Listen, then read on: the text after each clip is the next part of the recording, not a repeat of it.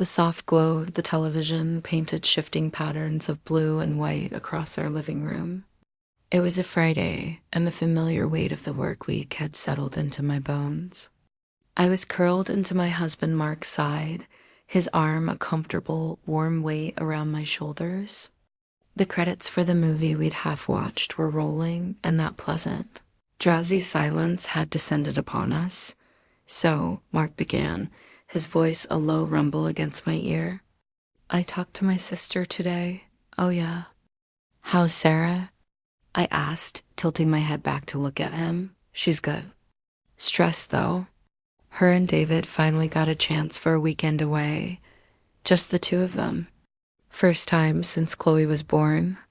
That's wonderful for them, I said. Genuinely happy for my sister-in-law. It is, he agreed. But there was a hesitant note in his voice that made me straighten up slightly. There's just one thing. They were hoping we could take Jake for the weekend. Jake, Mark's 16-year-old nephew. A good kid, smart, but painfully shy. He was at that awkward age where he seemed all elbows and knees, his voice occasionally cracking mid-sentence. He loved video games, science fiction, and, I suspected, felt a little lost in the world. Of course we can, I said without hesitation. He's no trouble. It'll be nice to have him. Mark squeezed my shoulder. I knew you'd say that. I told Sarah yes. He's coming over tomorrow afternoon, but there's a bit more to it.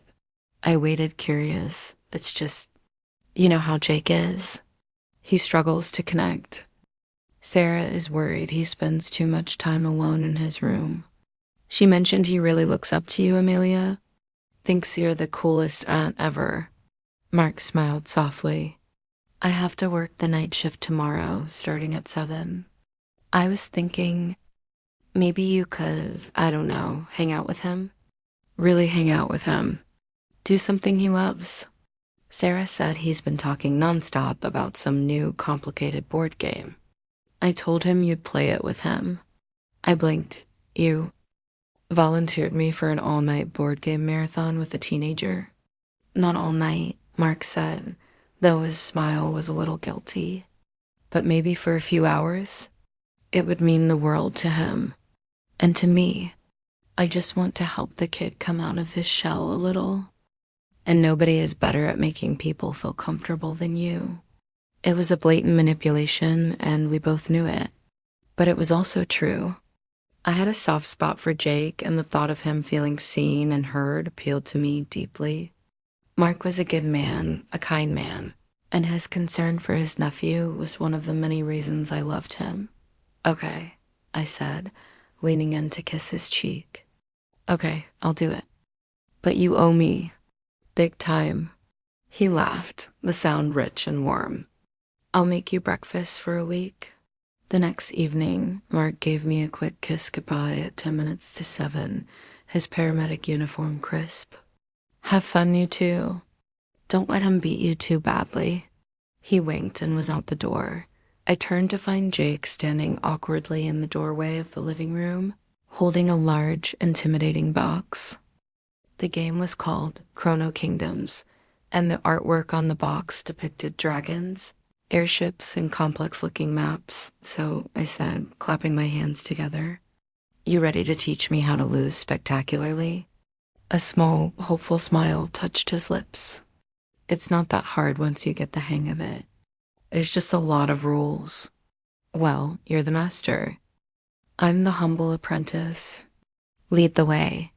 We set the game up on the living room floor, spreading out the board, which was a mosaic of hexagonal tiles.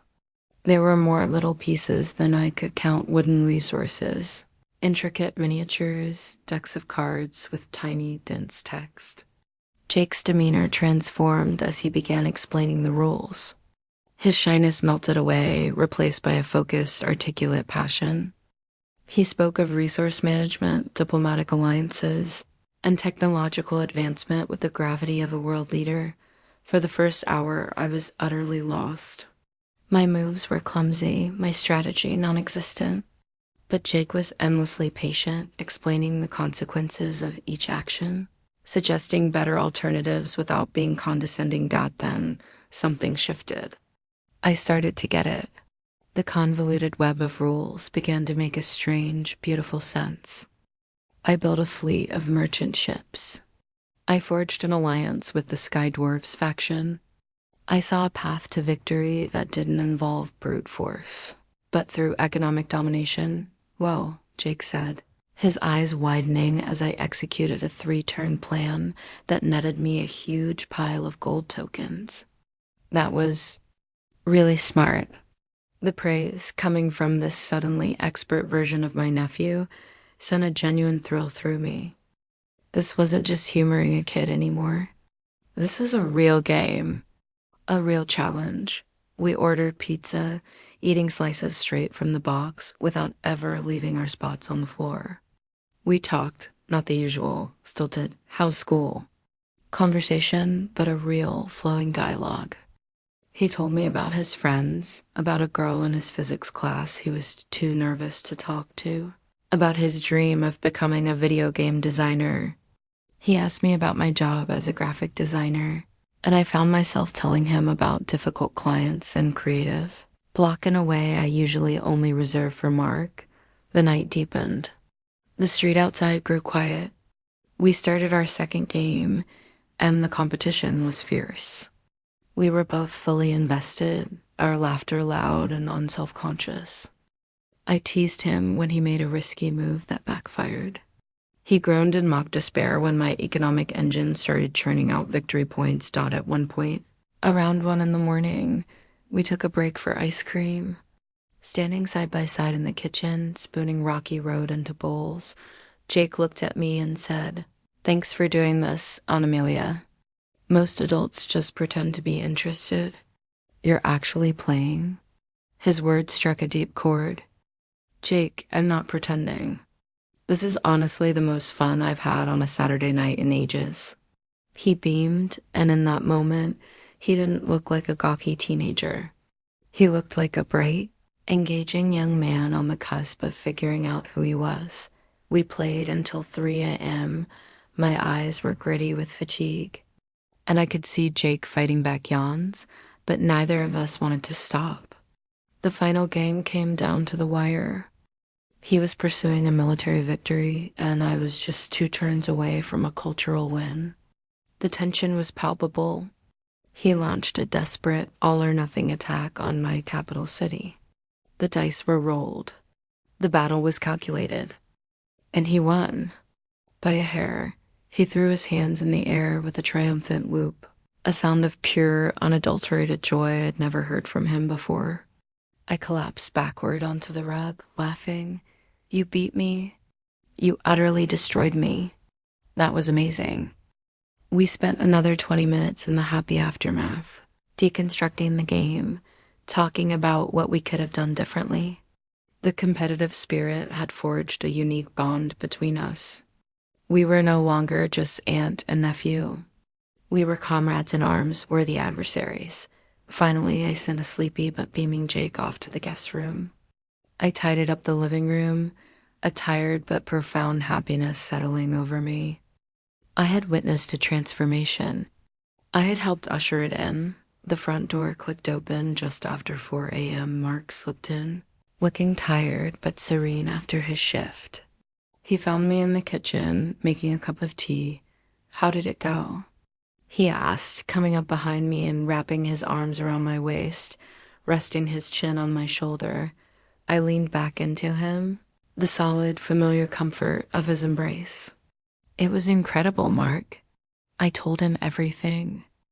Not just the facts that we played a game that Jake won, but the feeling of it. The way Jake's confidence bloomed. The real conversations we had.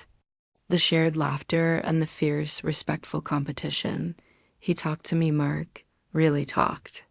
About his dreams, his fears. He's such a special kid. Mark was quiet for a moment, just holding me. Then he said, his voice thick with an emotion I couldn't quite place, "I knew you were the right person for this." I turned in his arms to face him. "What do you mean?" He looked into my eyes, his gaze soft and full of love. Amelia, I didn't have to work the night shift tonight. I traded for it. I stared at him, confused. You what? Why? Because I knew what Jake needed, he said gently.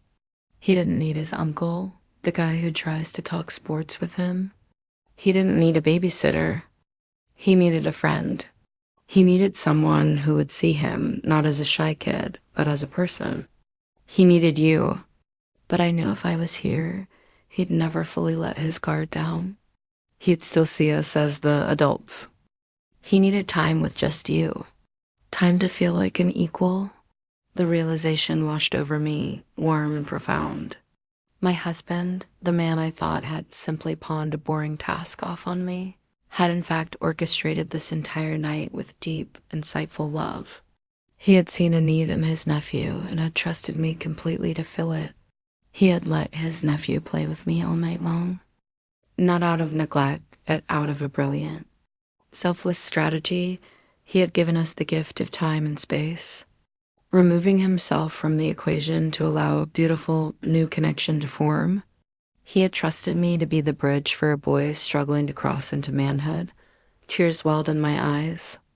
You wonderful, sneaky man. He smiled, wiping a tear from my cheek with his thumb. I just set the stage.